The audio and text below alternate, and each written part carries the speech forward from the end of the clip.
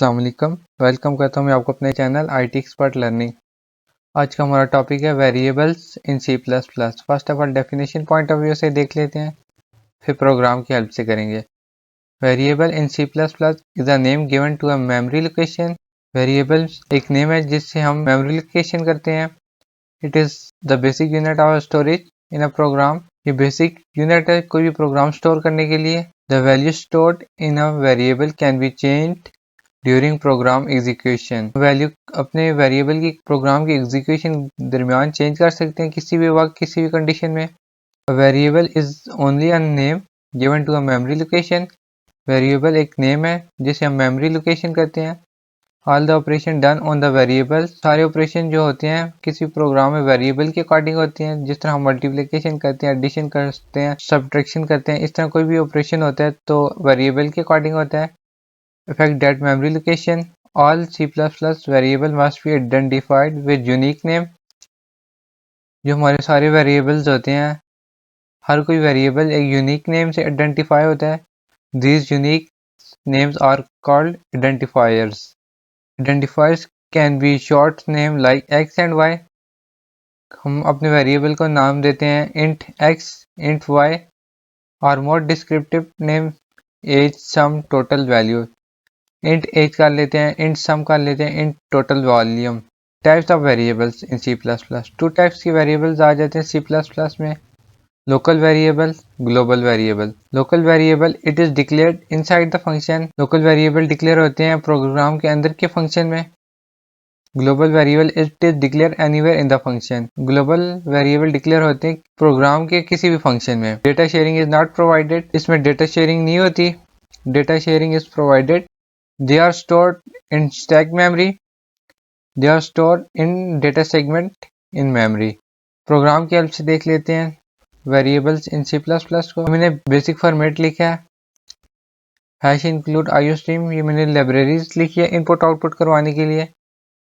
Using namespace std मैंने main function बना लिया। अब मैं डिक्लेयर करूँ अपने variables. Declaring variables int a is equal to 5, ये मेरा एक वेरिएबल डिक्लेयर हुआ है। इंट a ये मेरा वेरिएबल है, इंटीजर वेरिएबल है। फ्लोट b, ये भी b भी मेरा वेरिएबल है। Float b is equal to 3.14। Floating point variable 4 character के लिए लेते हैं।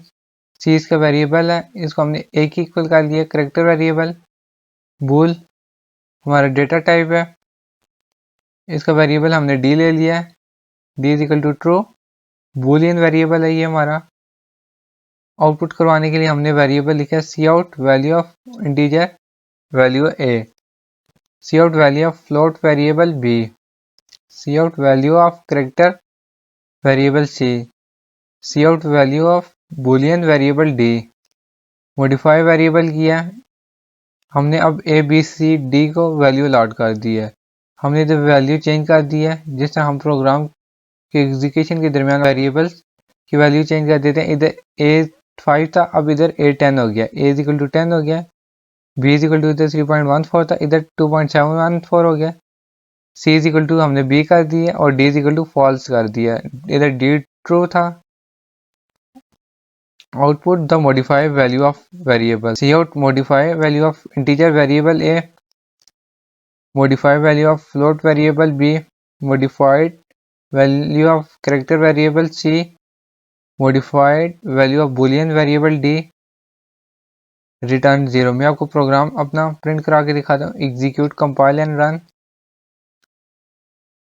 देखिए value of integer variable a 5 है, value of float variable b 3.14 है, value of character variable c a है, value of Boolean variable d 1 है। अब modify value of integer variable, जब हम प्रोग्राम के एग्जीक्यूशन के दरमियान अपनी वेरिएबल की वैल्यू चेंज कर सकते हैं।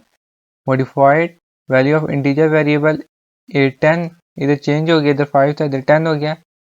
Modified value of float variable b 2.71 हो गया। Modified value of character variable c, इधर b हो गया, इधर a था पहले मॉडिफाइड से पहले। Modified value of Boolean variable d, इधर भी वैल्यू अपडेट हो गई है, हमने वेरिएबल की वैल्यू चेंज कर दी। इधर 1 थी, अब इधर 0 हो गई है।